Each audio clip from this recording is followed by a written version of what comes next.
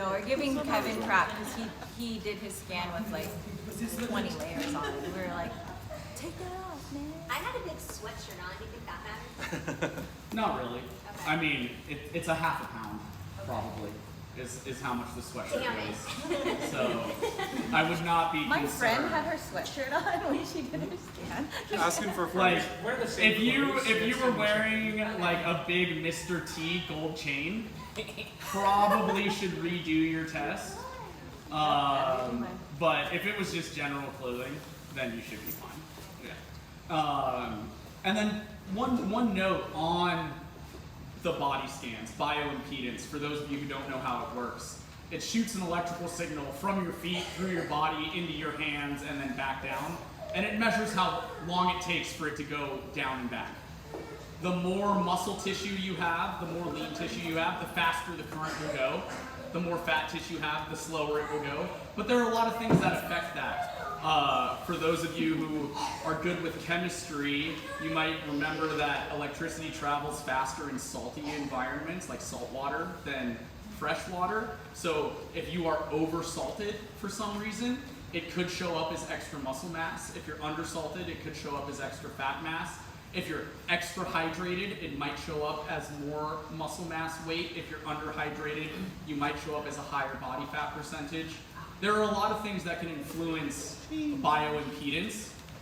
So it's not a perfect measure, but it is the best and least invasive way of doing consistent body composition measurements that we have. It's also like fastest, least expensive, super convenient, not perfect, but really good for what we're trying to do, which is just track progress. So as a one-time scan, as a snapshot, you have to take it with a grain of salt on if it says you have this certain amount of body fat percentage. It might be a couple percent off.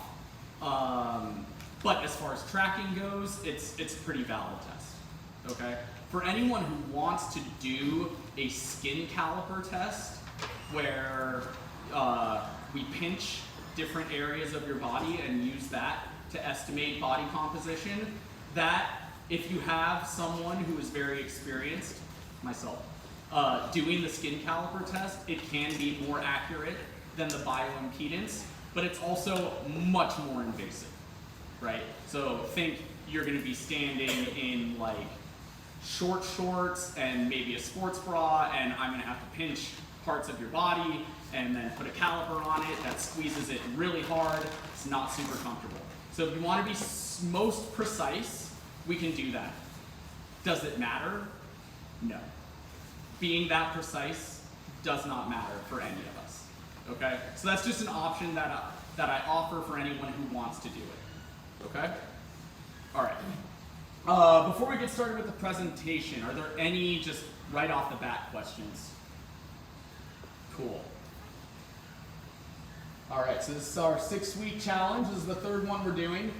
The goal of the 6-week challenge is 6 weeks of well-managed and realistic fat loss, maintain muscle mass, and maintain your new body weight coming off of the challenge. So for our well-managed realistic fat loss, we want to build healthier eating habits. We want to learn to track our meals or improve the tracking that we already do. And the goal there is lose 0.5% to 1% of body weight per week for the 6 weeks. Okay, so depending on how much you weigh, you will lose more or less, but 0.5 to 1% is very reasonable, it's very manageable. It should not be that hard to do if you are committed to the habits that we'll talk about throughout the presentation. You're welcome to target more than that. That requires some pretty significant lifestyle changes, and you need to be much more careful coming off your diet. So if you're like, I want to lose 1.5% or 2% of body weight per week, it's doable. It's going to be really hard though. And if you're not an experienced dieter or weight loss, fat loss person, you're kind of setting yourself up for failure there. Okay?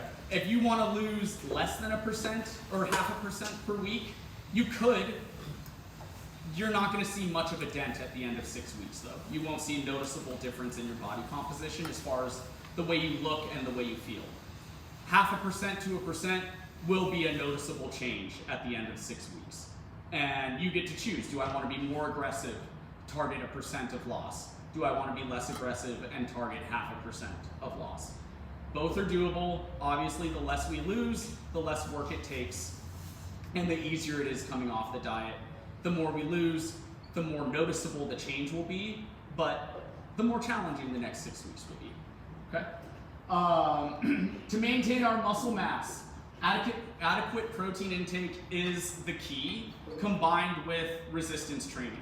You guys are at the right gym for resistance training, so I think 2 to 6 days of resistance exercise is happening for everyone in here already. Adequate protein intake, maybe not be happening for everybody.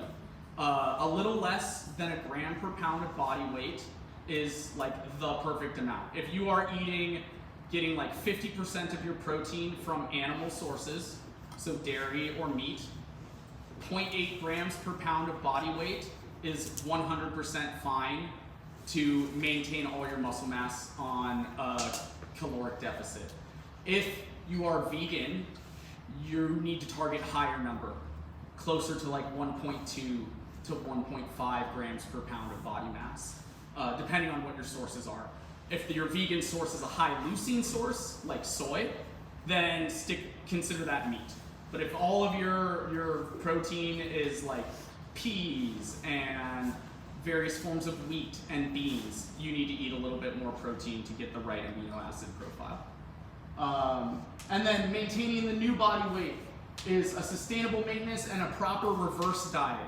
Reverse diet is a way of adding calories little by little at the end of the 6 weeks to bring you back to maintenance. So you don't go from your 500 calorie deficit, say 1,800 calories, to the next day you're at 2,300 calories at the end of the 6 weeks. That will make weight come back a little bit quicker than it should. So we add calories in little by little. So that's called a reverse diet, and then a sustainable maintenance diet. Maintenance is the amount of food that we eat to not gain weight. If you're not gaining weight, you're not losing weight, you are at maintenance calories. So we want maintenance calories, once we've done our reverse diet, to be the amount that we eat where we're not gaining, we're not losing, but we're still getting adequate protein, and we're still maintaining the healthy eating habits that we built during the 6 weeks. Okay, so we don't just immediately go back to what we were doing before the challenge or what we were doing a year ago if what we were doing a year ago was not working. Okay? Any questions on these slides? Or this slide? Okay. So, aim of fat loss, improved health, improved performance, improved physique, body composition, improved quality of life. If we weigh less and we have less fat on our body, things for the most part are easier to do. Getting around, fitting into small like airplane seats, none of us in this room have that problem.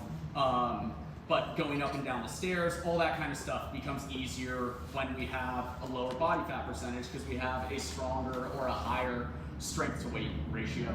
So that's improved quality of life. And fat loss occurs when fat breakdown exceeds fat synthesis. So fat synthesis is building fat on your body. Fat breakdown is removing fat from your body. Both are pretty much always happening at the same time. If we are eating more calories than we're burning, synthesis is going to exceed breakdown. If we are eating less calories than we are burning, breakdown will exceed synthesis. It's very simple. It's calories in, calories out. Okay? There are some things that we can do that adjust how many calories out are happening based on how we're eating, how we're sleeping, other habits like that. But it is calories in, calories out. There is no way around that, right?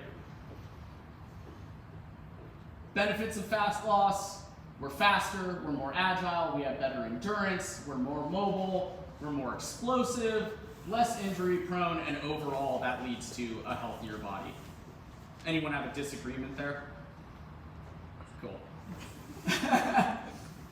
Okay, so the importance of cycling fat loss. We cannot be on a fat loss diet indefinitely, right? It just doesn't work that way.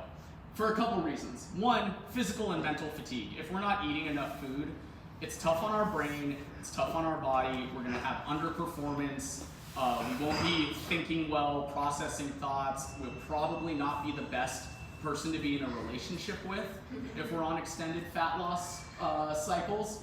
Eventually you'll lose strength, eventually you'll lose muscle mass, you'll lose performance, high likelihood of rebound weight gain, high likelihood of disordered eating, where you do the binging and the purging kind of thing. And for those of us in here, our purging is usually in the gym.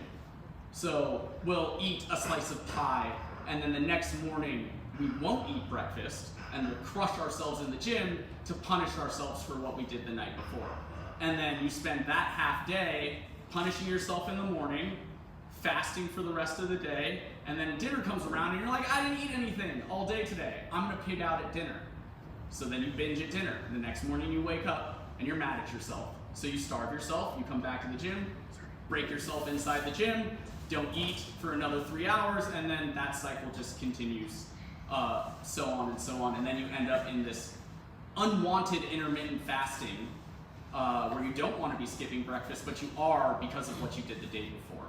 That's what happens when we try to lose weight for too long. And this exotic leanness, I think I mentioned that word to someone. No, that was you today. Yeah.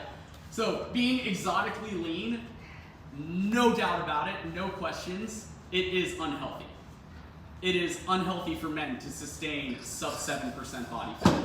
It is unhealthy for women to sustain sub 13% body fat.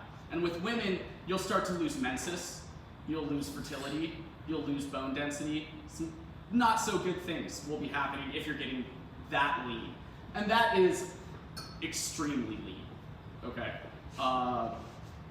None of us in here, I don't think, are in that range right now. So, and we really shouldn't be there. If you're gonna be on the cover of a magazine and you wanna get there for a day, like a pro bodybuilder, cool, they're there for a day. They don't live there, okay? And we shouldn't try to either. So, different types of diets that work. Low carb, low fat, intermittent fasting, keto, if it fits your macros, vegan. They all work. How do they work? They work by creating a caloric deficit. So whatever works for you in creating a caloric deficit is the right way to go. The number one factor in diet success is adherence. So if you're not gonna do your plan, doesn't matter how good your plan is. If you're going to do your plan to the T, it's okay if your plan is not perfect. You'll still see results. And there are pros and cons to each one of these. So low carb diet. A pro, you lose fat or you lose weight really quickly on the scale, so it can be motivating. Unfortunately, a lot of that is water weight, so that's one of the cons. Another pro is fat. So low carb diet equals high fat diet. Fat is satiating, so you'll feel full. And you get to eat a lot of the fatty foods that we like to eat. If you like steak, or you like chicken thighs, or fried foods, the low carb diet fits with that. The downside of a low carb diet, your performance in the gym is not going to be very good. What we do is fueled by carbohydrates. So if you're on a low carb diet, your performance is going to be lacking. Some people, it's actually a pretty small percentage, feel mentally sharper on a low carb diet. It's a much smaller percentage than people who actually do perform better. So people think that they perform better, they really don't. The reason most of them are cognitively sharper is because they went from a high sugar processed diet to a low carb diet. But if they went from that high processed sugary diet to a high carb diet that's whole grains and vegetables and fruits, they would feel probably even more mentally sharp than on a low carb diet. Okay, so that's the downside of low carb. Low fat diets, positive. You get to eat all the rice you want within reason. So if you're a carby person, I love carbs. Low fat diet is great. You get high carbs. Your performance in the gym is gonna be phenomenal. Carbs help prevent muscle loss. Also awesome. Downside, carbs are not that satiating. So you will feel more hungry throughout the day if you're on a lower fat diet or a higher carb diet, okay? Also a benefit of high carbs is it preserves protein. if I didn't mention that. So you lose less protein on a lower fat diet versus a lower carb diet. Intermittent fasting works really well by reducing the amount of calories you eat throughout the day. How does that work? It's hard to overeat if you only have 4 hours to do it.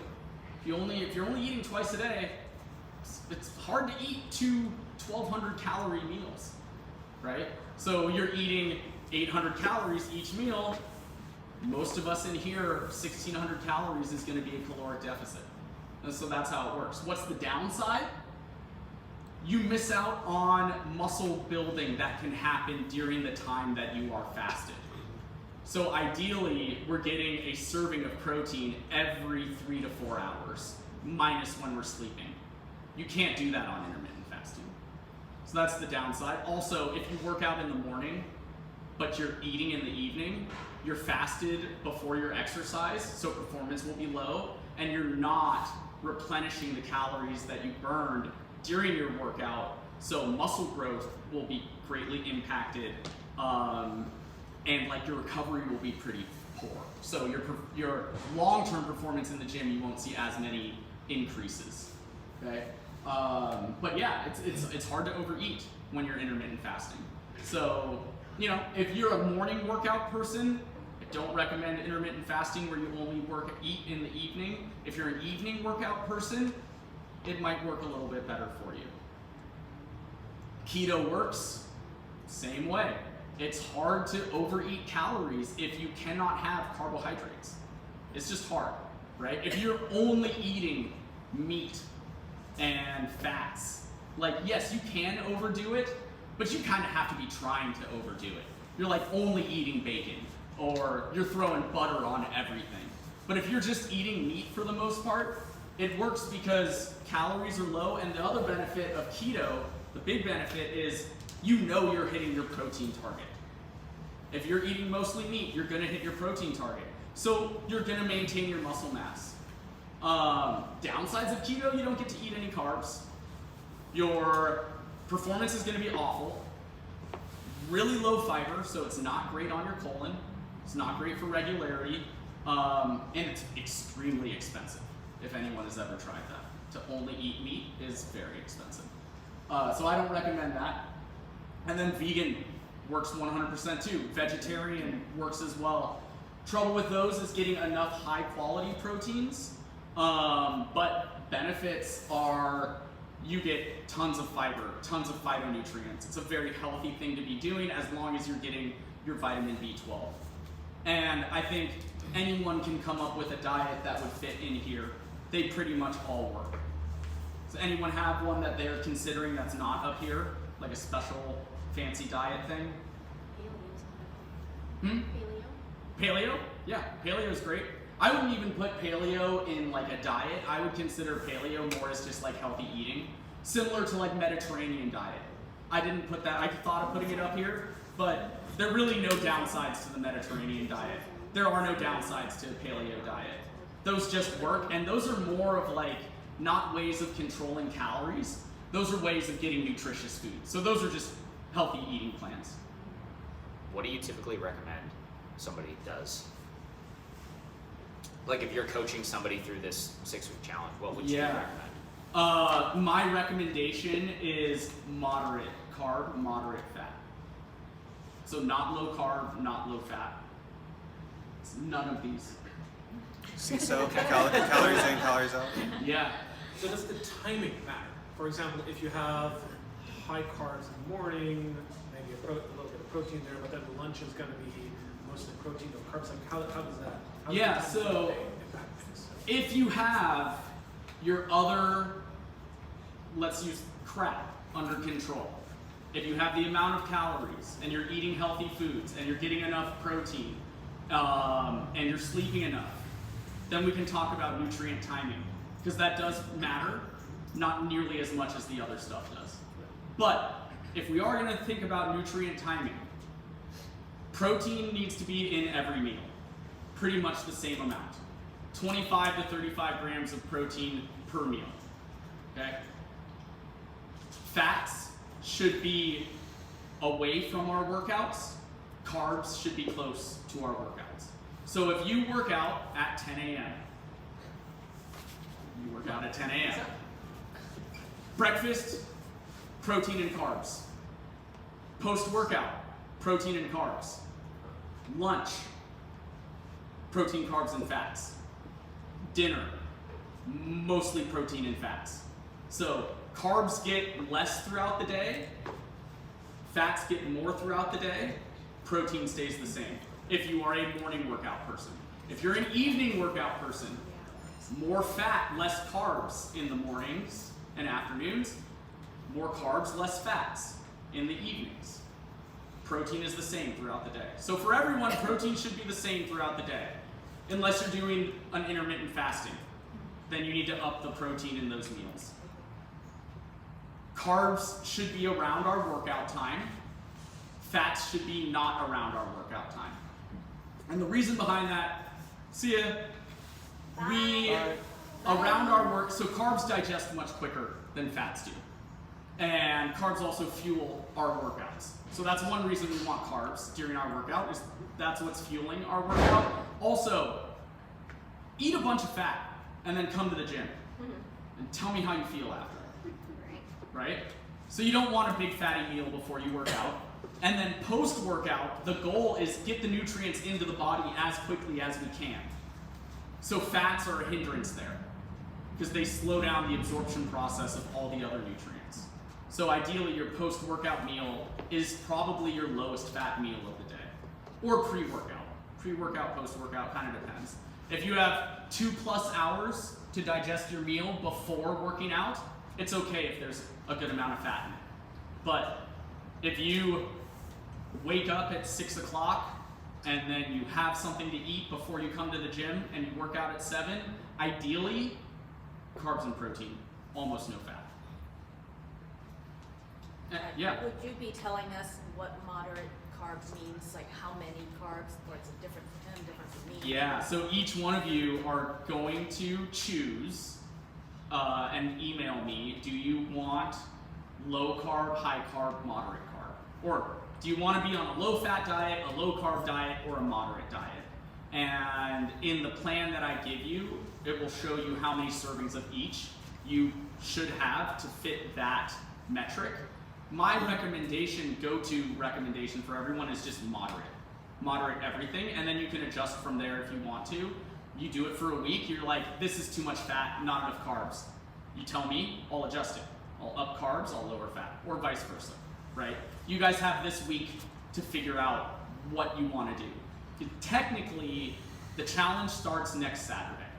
This is our accumulation week. Get you guys in the right mindset, figure out everything, make sure the app is working, ask me questions, get your body scans done, all that kind of stuff is this week. The real challenge starts on the 13th.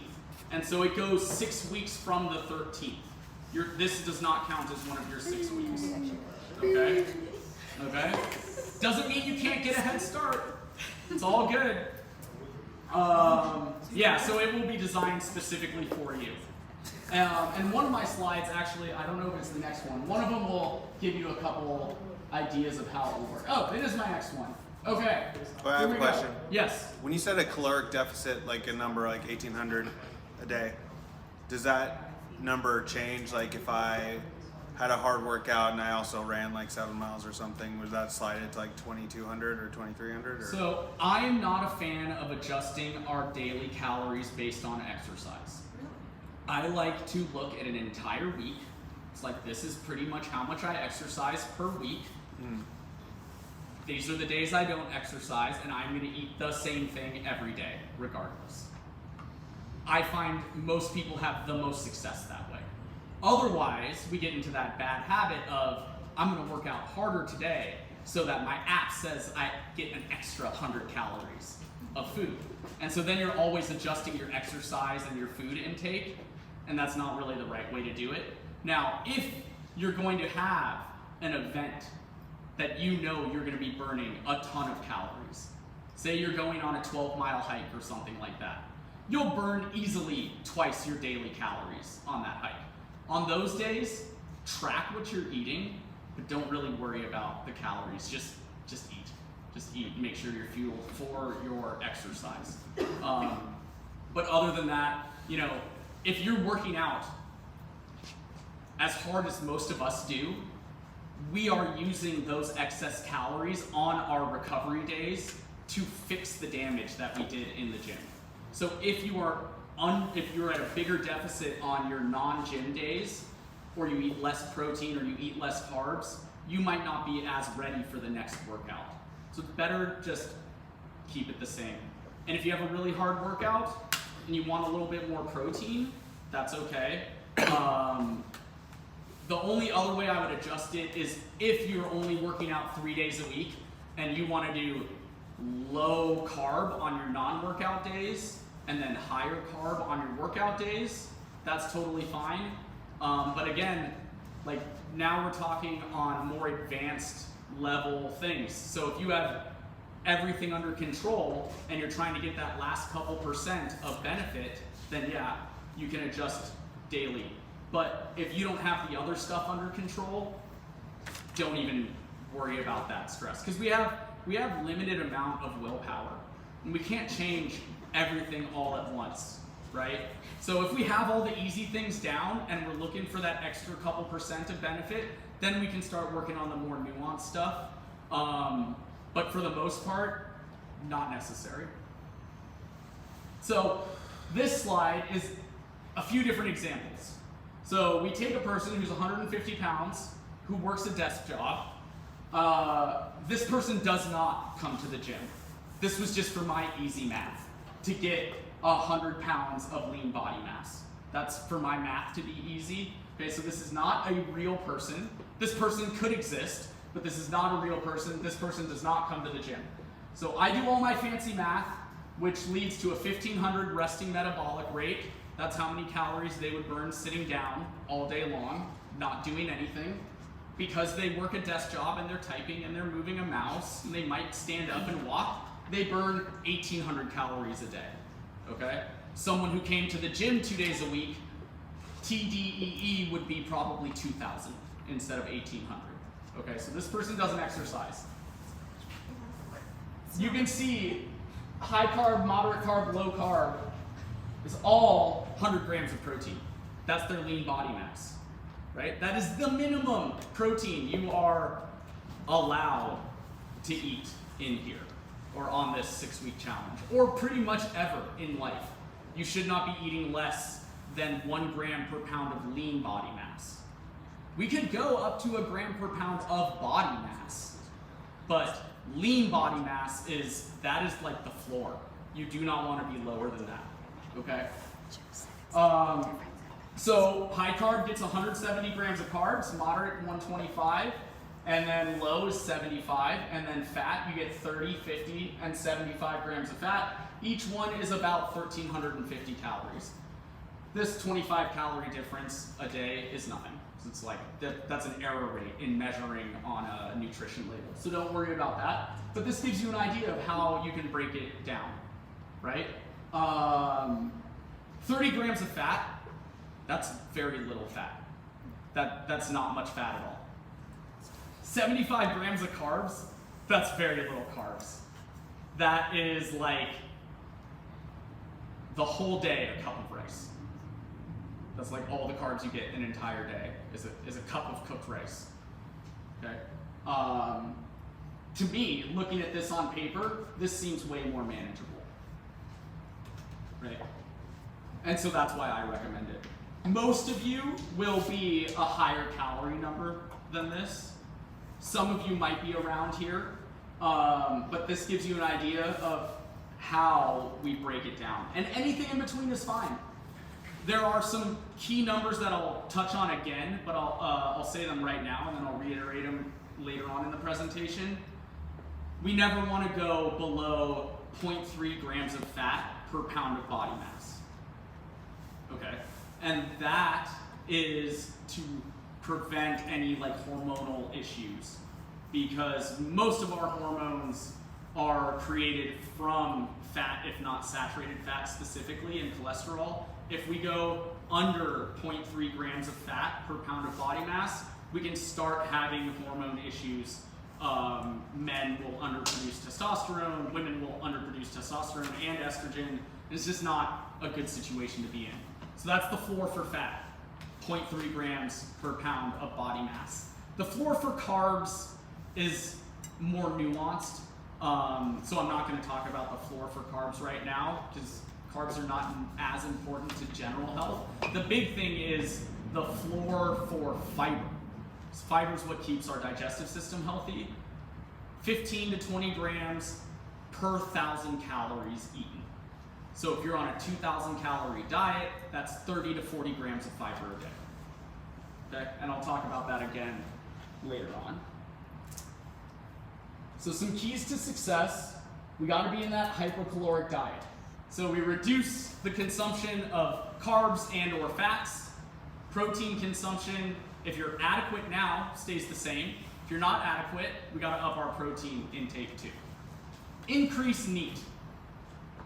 That is by far the best way to increase your total calories burned throughout the entire day. Non-exercise activity thermogenesis. Non-exercise activity thermogenesis. That is the increase in calories burned from doing activities that are not in the gym, that are not exercise. What is the best one? Walking. Steps. 8 to 10,000 steps a day.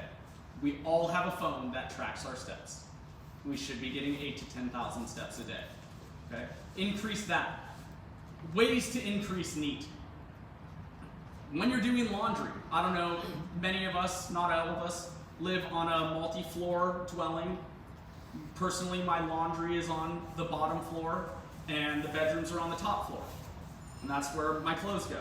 Well, if I want to increase my non-exercise activity, I take one article of clothing upstairs at a time. So I grab a pair of pants and I walk upstairs, hang them in my closet. I walk back downstairs, grab a shirt, walk upstairs, hang it in the closet, walk back downstairs. Is it annoying? Yeah. Yeah, it's annoying. But if my goal, if I'm like considering, should I do a second gym workout today? Should I go on a walk? Or should I just make my laundry harder? The smallest barrier is just make my laundry harder. I don't have to do anything extra today. And the benefit of that versus extra in-gym time. In-gym time increases your need for recovery, which means more protein, more calories, more sleep. Many of us are already capped out there. And if you're excessively working out, your ability to recover from that workout will be less than how often you are working out, and you will eventually overtrain. And nothing is worse for body composition when you exercise consistently than overtraining. Because if you, just think about mentally, you come here, you exercise 12 times a week, and you're eating quote unquote healthy, and you're not getting the body composition results you want. How frustrating would that be? And then you're like, I need to cut my exercise to lose more fat. So then you start doing that counterintuitive thing. It's like I need to add more calories to lose more weight. It's like, yeah, you're way under calorie. You don't want to excessively exercise. So if you're coming 2 days a week, maybe come 3 days a week. If you're coming 5 days a week, I don't think coming 6 days a week is the right choice. I think increase your daily walking, increase the movement that you have around the house. If you watch TV, instead of watching sitting down, watch standing up. It's like a 5 to 10-fold increase in calorie burning. Same with like walking versus standing. So you burn more calories throughout the day, and that type of calorie burning does not make you more hungry. And it does not make you need more sleep. And it does not increase your cravings. If anything, it suppresses them. So non-exercise activity is one of the best things you can do to help your fat loss and boost your metabolism. Okay? And there is no max there. You can't do too much. Eventually what will happen is you'll just sit down. And you'll just be like, I'm not gonna walk. And you'll just sit down. Then you've done enough. Okay. So adequate protein we've talked about several times, 0.8 to 1.0 gram per body mass, minimum 1 gram per lean body mass. So if you really struggle to hit 0.8 per gram per pound of actual mass, go off your lean mass, which you will get in the body scan. Spread evenly throughout the day, ideally. That doesn't work if you're intermittent fasting, but there's nothing, like if we go back to that slide, intermittent fasting works because we reduce our calories. There's nothing that says you can't wake up and have a protein shake and then not eat again until 2 p.m. or have a protein shake and then 3 hours later have some eggs. So maybe you're only getting like 300 calories for the first half of the day. That's kind of like intermittent fasting. It has pretty much all the benefits without the downsides of missing that protein feeding window. And high leucine sources, we'll talk about specific sources that are high in leucine. Leucine is the amino acid that maintains and builds muscle mass. So we just want to maximize that one. All animal sources are good. Several plant sources are really good too. Eating enough carbs and fats to sustain and support function and performance. So carbs, we say minimum 0.5 gram per pound of body mass. That's really to maintain like blood sugar levels, not get really cold, not have fluctuations in body temperature. Carbs also help us sleep. So if you're on a really, really low carb diet, you're probably not going to be sleeping too well. But the big one, 14 to 20 grams of fiber per 1,000 calories. Fats, we got minimum 0.3 grams per pound body mass, and then max 10% total calories should come from saturated fat. So error on the side of a low saturated fat diet, but essentially, you know, if you're eating 2,000 calories, you could get 200 calories from saturated fat. Okay? 200 calories from saturated fat. And that is calories, not grams, right? So this is grams, this is calories. 10% total calories from saturated fat. And then another key to success, start tracking your meals. Do you need to use a food scale and measure everything that you eat? No. Can you? Absolutely. If you're the type of person that is like really, I guess, anal, or you like to be super precise, then measuring everything is a really good way to go. If you think that will help you succeed. If you're the type where you're like, that sounds really cumbersome and I'm not gonna do that, don't even try. It's only gonna set you up for failure. So you don't wanna do that then. You could do as simple as just start taking photos of all your food. Or start writing down everything that you eat. Or, the best method if you're not gonna be weighing things, use your hand. I ate in this meal 1 palm size of chicken breast. And I ate 2 fists of carrots. And I ate 1 thumb of avocado. Or 1 thumb of cheese, right? Those are all ways that you can measure it. And just being present with the food that you're consuming will do a ton to get you moving in the right direction. Okay? So those are keys to success. So protein sources. We want to eat, I know this is really hard to read, so I will call them out. Protein, carbs, and fats. We'll have, this will also be in your nutrition guide that you get. Eat more, eat some, eat less. So what we can see here, these are all lean meats. And then we have Greek yogurt, tempeh, tofu, edamame, so soy sources, cottage cheese, insects are up there too, if anyone wants to eat bugs. Chocolate covered. Yeah, chocolate covered crickets. Yeah. So all of these, yogurt, all the meats, soy products, bugs, they're all high in leucine. They're all high in leucine. So if you're eating something from this, you're good. 100% All good. that diet. That's a good way to lose weight. All you're allowed to do is eat bugs. You gotta go fetch it. You gotta catch it too. Survivor. Yeah. So one thing I want you guys to notice: lentils and beans, and then we have like Boca burgers and all the like fake meat stuff. They only count as protein if there is no other source of protein. So if you are vegan or vegetarian and there is no meat on your plate, then technically you can count beans as a protein.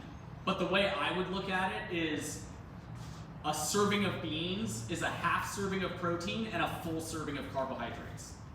It's a combination food. Okay, so when we're looking at my plan and I see I'm supposed to have 6 servings of protein a day and 6 servings of carbohydrates, if I eat a serving of beans, that's half a serving of protein. I still have 5.5 servings of protein to go, but I've used an entire serving of carbohydrate. Okay? Whereas like tofu, tempeh, soybeans, cottage cheese, Greek yogurt, those count as straight protein. Okay? And then eat a little bit less of the higher fat foods. So like less lean meats, processed meats like jerky, like minimally processed but still processed. Textured vegetable protein, seitan, which is kind of like a glutinous wheat vegan protein product, sausage, protein powders. Those are all things we can do if we need to, but ideally we're getting it from something over here. And then the stuff we want to try and stay away from, obviously fried stuff, really fatty meats, like 80-20 ground beef, really fatty. High mercury fish, like swordfish, shark, stuff like that. That's not a fat loss thing, that's just a general health thing. Stay away from But if you Yeah. can wrestle it. Protein bars, and then like the Beyond Burgers and stuff like that. Those are the meats. Any questions on protein sources? Protein bar like once a day? No? Ideally, you don't need it, but if it's, I'm not gonna hit my protein target, or I'm gonna eat a protein bar, then eat the protein bar. But also think, most protein bars are probably 20 grams of protein, at the most. It's pretty easy to get 20 grams of protein from other stuff, right? That's like a serving and a half of yogurt, something like that's almost 20 grams of protein. Yeah, it's easy, like this one for breakfast. So yeah, convenience. For convenience, totally fine, 100%. And keep convenient foods with you. Keep protein bars with you. Keep fruit with you. Keep healthy snacks with you all the time. Those are gonna be some of the best strategies to not go to the gas station and get a Snickers bar, something like that. Okay, carb sources. Carb sources. Beans, oats, buckwheat, any whole grains, farro, quinoa, potatoes. Those are the carbs that we're trying to eat a lot of, and they're all good. Brown rice is up there. Brown rice is in the eat more. White rice is in the eat some. And most of the eat some carbs, there's nothing wrong with them when it comes to health. They're 100% healthy to be eating. The problem with these is they're not as filling. So it is easier to overeat this category than this category. Way easier to overeat white rice